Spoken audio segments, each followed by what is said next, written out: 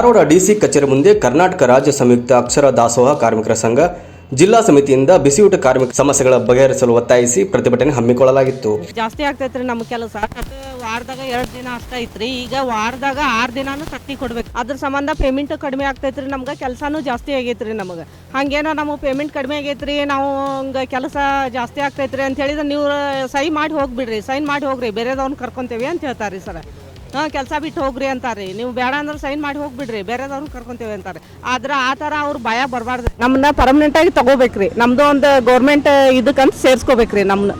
ಇಡೀ ರಾಜ್ಯಾದ್ಯಂತ ಸರ್ಕಾರಿ ಮತ್ತು ಅನುದಾನಿತ ಪ್ರಾಥಮಿಕ ಹಾಗೂ ಪ್ರೌಢಶಾಲೆಗಳಲ್ಲಿ ವಿದ್ಯಾರ್ಥಿಗಳು ಅಪೌಷ್ಟಿಕತೆಯನ್ನು ನೀಗಿಸಲು ಬಿಸಿಯೂಟ ಯೋಜನೆ ಅತ್ಯಂತ ಪರಿಣಾಮಕಾರಿಯಾಗಿದೆ.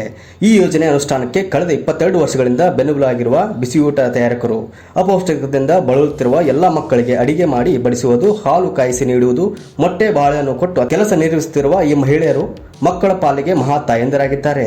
ರಾಜ್ಯಾದ್ಯಂತ ಬಿಸಿಯೂಟ ತಯಾರಕರೆಂದು ಹೆಸರುವಾಸಿಯಾಗಿರುವ ಇವರು ಮಾತೃ ಹೃದಯದಿಂದ ಮಕ್ಕಳು ಚೆನ್ನಾಗಿರಲಿ ಎಂದು ನಿಷ್ಠೆಯಿಂದ ಕೆಲಸ ಮಾಡುತ್ತಿದ್ದಾರೆ. ಆದರೆ ಸರ್ಕಾರ ಈ ತಾಯಂದಿರನ್ನು ಎಲ್ಲ ಒಂದು ಕಡೆ ಕಡೆಗಣಿಸುತ್ತಿದೆ ಅಂತ ಹೇಳ್ಬೋದು. ಕೇಂದ್ರ ಮತ್ತು ರಾಜ್ಯ ಸರ್ಕಾರದ ಪ್ರತಿಷ್ಠಿತ ಮಧ್ಯಾಹ್ನ ಬಿಸಿಯೂಟ ಯೋಜನೆಯಡಿಯಲ್ಲಿ ಕಾರ್ಯನಿರ್ವಹಿಸುತ್ತಿರುವ ಬಿಸಿಯೂಟ ತಯಾರಿಸುವ ಹಲವು ಸಮಸ್ಯೆಗಳನ್ನ ಎದುರಿಸುತ್ತಿದ್ದಾರೆ. ನಮ್ದು ಸ್ಕೂಲ್ನಲ್ಲಿ ತುಂಬ ಕೆಲಸಗಳು ಆಗ್ತಿದ್ದಾವೆ ರೀ. ನಮಗೆ ಬೆಳಗ್ಗೆ 10 ಗಂಟೆಯಿಂದ ಸಾಯಂಕಾಲ 5 ಗಂಟೆವರೆಗೂ ಕೆಲಸ ಆಗುತ್ತೆ ರೀ. ಬೆಳಗ್ಗೆ ಸಾಲಿ ಓಪನ್ ಮಾಡೋರು ನಾವೇ, ಸಾಲಿ ಇದನ್ನು ಮಾಡೋರು ನಾವೇ. ಪ್ಯೂನ್ ಇರಲ್ಲ ಸ್ಕೂಲಲ್ಲಿ, ಒಂದೊಂದು ಸ್ಕೂಲಲ್ಲಿ ಇರ್ತಾರೆ. ಪ್ಯೂನ್ ಇದ್ದರೂ ಎಲ್ಲ ನಮಗೆ ಸ್ವಚ್ಛತಾ ಮಾಡಿರಿ ಅಂತ ಹೇಳ್ತಾರೆ. ನಾವು ಮಾಡ್ತೀವಿ, ಆದರೂ ನಮಗೆ ಪೇಮೆಂಟ್ ಸಾಲ್ತಾ ಇಲ್ಲ.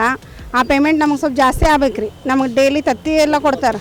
3600 ಪೇಮೆಂಟ್ ಸಿಗ್ತೈತೆ ರೀ. 3600 ಪೇಮೆಂಟ್ ಅದು ಪೇಮೆಂಟ್ ಅಲ್ರಿ ನಮಗೆ. ಕರೆ ಹೇಳ್ಬೇಕಂದ್ರೆ ಒಂದು ಹೊರಗಡೆ ನಾವು ಎಲ್ಲೇ ದುಡಿಬೇಕಂದ್ರೂ 250-300 ರೂಪಾಯಿ ಪೇಮೆಂಟ್ ಸಿಗುತ್ತೆ ರೀ ಒಂದು ದಿನಕ್ಕೆ. ನಮಗೆ ಬರೀ ಒಂದು ದಿನಕ್ಕೆ 120 ಸಿಗುತ್ತೆ ರೀ ಪೇಮೆಂಟ್. ಆ ಪೇಮೆಂಟ್ ನಮಗೆ ಸಾಲ್ತಿಲ್ಲ ರೀ. ಇದು ಸ್ಕೂಲ್ ಟೈಮಿಂಗ್ಸ್ ಭಾಳ ಆಗ್ತಿದ್ರಿ, ಓವರ್ ಆಗ್ತಿದೆ. ಯಾರೇ ಸಾಹೇಬ್ರು ವಿಸಿಟಿಗೆ ಬಂದಾರಂದ್ರೂ ನಮ್ಮನ್ನೇ ಕೇಳ್ತಾನೆ ಅಂತ ಹೇಳ್ತಾರೆ ರೀ. ಇನ್ನು ಫಸ್ಟ್ ಅಡುಗೆಯವ್ರು ಇರ್ಬೇಕು ಅಂತಾರೆ ರೀ. ಆ ಟೈಮ್ನಾಗ ನಾವು ಇರ್ತೇವೆ ರೀ, ಎಲ್ಲ ಹ್ಯಾಂಡಲ್ ಮಾಡ್ತೇವೆ, ಎಲ್ಲ ಮಾಡ್ತೇವೆ ರೀ. ಆದರೂ ಒಟ್ಟು ನಾವು ಮುಂದೆ ಇರಬೇಕಂತಾರೆ ರೀ. ನಮಗೂ ಮಕ್ಕಳು ಮರಿ ಗಂಡ್ರು ಅಂತ ಇರ್ತಾವಲ್ಲ ರೀ, ನಮಗೂ ಬೇಕಲ್ರಿ ಸ್ವಲ್ಪ ಟೈಮಿಂಗ್. ಅದಕ್ಕೇನು ಟೈಮಿಂಗ್ ಅನ್ನೋ ಬೆಲೆನೇ ಇಲ್ದಂಗೆ ಆಗೈತೆ ರೀ. ಅದಕ್ಕೆ ಸರ್ಕಾರಕ್ಕೆ ನಾವೇನು ಕಾಣಿಸ್ತಾ ಇಲ್ಲ. ದಿನ ಇನ್ಮೇಲೆ ವಾರದಾಗ 2 ಟೈಮ್, ವಾರದಾಗ 3 ಟೈಮ್ ಇತ್ತು ರೀ ತತ್ತಿದೆ. ಈಗ ಡೈಲಿ ಐತ್ರಿ ತತ್ತಿದೆ.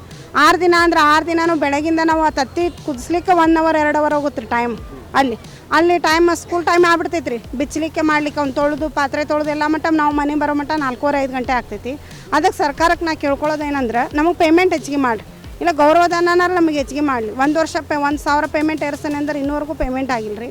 ನಮಗೆ ಪೇಮೆಂಟ್ ಹೆಚ್ಚಿಗೆ ಬೇಕು ರೀ. ಈಗ ನಮ್ಮನ್ನು ಕಾಯಂಗೊಳಿಸ್ಬೇಕು. ನಾವು ನೌಕರವರು, ಸರ್ಕಾರ ನೌಕರಿಯವರು, ಕೂಲಿ ಕಾರ್ಮಿಕರು ಅನ್ನೋದಕ್ಕಿಂತ ಸರ್ಕಾರ ನೌಕರವರು ಅಂತ ನಮ್ಮನ್ನು ಕಾಯಂಗೊಳಿಸ್ಬೇಕು. ಅವರು ನಮಗೂ SI PF ಫಂಡ್ ಎಲ್ಲ ಕಟ್ ಮಾಡ್ಬೇಕ್ರಿ. ನನ್ನ ಹೆಸರು ಗೀತಾ, ಅಂಗಡಿ ಕಲಗಡಿ. ಕಳೆದ ಏಪ್ರಿಲ್ ಮತ್ತು ಈ ಮೇ ತಿಂಗಳಲ್ಲಿ ಬಾಕಿ ಇರುವ ಗೌರವಧನವನ್ನು ಕೂಡಲೇ ಪಾವತಿಸಬೇಕು. ಮೊಟ್ಟೆ ಸುಲಿದ ಕೂಲಿ ಹಣವನ್ನು ಬಿಸಿಯೂಟದ ಕಾರ್ಮಿಕರಿಗೆ ಖಾತ್ರಿ ಮಾಡಬೇಕು. ಬಿಸಿಯೂಟ ತಯಾರಿ ಬಡಿಸುವುದು ಹೊರತುಪಡಿಸಿ ಹೆಚ್ಚುವರಿ ಕೆಲಸ ಒತ್ತಡಗಳನ್ನು ಹೇರದಂತೆ ಸಭೆ ಕರೆದು ಶಾಲೆ ಮುಖ್ಯಸ್ಥರುಗಳಿಗೆ ಮಾರ್ಗದರ್ಶನ ನೀಡಬೇಕಾಗಿದೆ. ಕರ್ನಾಟಕ ರಾಜ್ಯ ಸಂಯುಕ್ತ ಅಕ್ಷರ ದಾಸೋಹ ಸಂಘಟನೆಯಿಂದ ಇಂದು ಧಾರವಾಡ ಜಿಲ್ಲಾ ಸಮಿತಿ ವತಿಯಿಂದ ನಾವು ಪ್ರತಿಭಟನೆನ ಹಮ್ಮಿಕೊಂಡಿದ್ವಿ. ಮುಖ್ಯವಾಗಿ ಅಕ್ಷರ ದಾಸೋಹ ಕಾರ್ಮಿಕರು ಏನು ಕೆಲಸ ಮಾಡ್ತಾ ಇದ್ದಾರೆ ಸ್ಕೂಲ್ಗಳಲ್ಲಿ, ಅವರ ಒಂದು ಬೇಡಿಕೆಗಳನ್ನ ಸರ್ಕಾರ ಮತ್ತು ಜಿಲ್ಲಾಡಳಿತ, ಆಮೇಲೆ ಜಿಲ್ಲಾ ಪಂಚಾಯತಲ್ಲಿರ್ತಕ್ಕಂಥವ್ರು ಆದಷ್ಟು ಬೇಗ ಬಗೆಹರಿಸ್ಬೇಕಂತಂದೇಳಿ ಸುಮಾರು 1.5 ತಿಂಗಳಿಂದ ನಾವು 12 ಬೇಡಿಕೆಗಳು ಇಟ್ಕೊಂಡು ನಾವು ಮನವಿ ಪತ್ರ ಕೊಟ್ಟಿದ್ದೀವಿ. ಸೊ ಆ ಬೇಡಿಕೆಗಳಿಗೆ ಸ್ಪಂದನೆ ನೀಡದೇ ಇರತಕ್ಕಂಥ ಸಂದರ್ಭದಲ್ಲಿ ಇವತ್ತು ಮತ್ತೆ ಈ ಒಂದು ಪ್ರತಿಭಟನೆನ ಹಮ್ಮಿಕೊಳ್ಳೋದಕ್ಕೆ ನಾವು ಅಣಿಯಾಗಿದ್ದೀವಿ. ಸೊ ಇನ್ನು ಮುಂದೆ ನಮ್ಮ ಸ್ಕೂಲು ತೆಗೆದ ಮೇಲೆ ಅಕಸ್ಮಾತ್ ನಮ್ಮ ಬೇಡಿಕೆಗಳನ್ನ ಈಡೇರಿಸಲಿಲ್ಲ ಅಂತಂದರೆ ಇಡೀ ಜಿಲ್ಲೆಯ ಕಾರ್ಮಿಕರು ಒಂದು ದೊಡ್ಡದಾಗಿ ಪ್ರತಿಭಟನೆ ಮಾಡೋದಕ್ಕೆ ನಾವು ಇವತ್ತು ಕ್ರಮ ಕೈಗೊಳ್ಳದೇ ಇದ್ರೇ ನಾವು ಹೋರಾಟನ ಮಾಡ್ತೀವಿ ಅಂತೇಳಿ ಕರೆ ಕೊಟ್ಟಿದ್ದೀವಿ.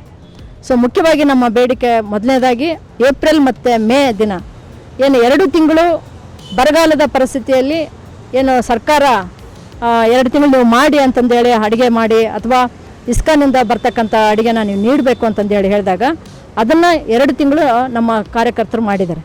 ಸೊ ಇದು ಸುಮಾರು 5 ತಿಂಗಳಾಯಿತು. ಆ ಒಂದು 2 ತಿಂಗಳ ಪೇಮೆಂಟ್ನ ಗೌರವಧನನ ಇನ್ನೂ ಇದುವರೆಗಾಗಿ ಕೊಟ್ಟಿಲ್ಲ. ಸೊ ಅದನ್ನು ಇಮಿಡಿಯೇಟಾಗಿ ಕೊಡಬೇಕಂತಂದೇಳಿ ಮೊದಲನೇ ಬೇಡಿಕೆ. ಅದಾದ ನಂತರ 6 ದಿನಗಳ ಕಾಲ ಇವತ್ತು ಸರ್ಕಾರ ಮಕ್ಕಳಿಗೆ ಪೌಷ್ಟಿಕ ಆಹಾರ ಬೇಕು ಅಂತೇಳಿ, ಮಕ್ಕಳು ಪುಷ್ಟವಾಗಿ ಇರಬೇಕು ಅಂತಂದೇಳಿ 6 ದಿನ ತತ್ತಿ ಕೊಡ್ತಾ ಇದ್ದಾರೆ.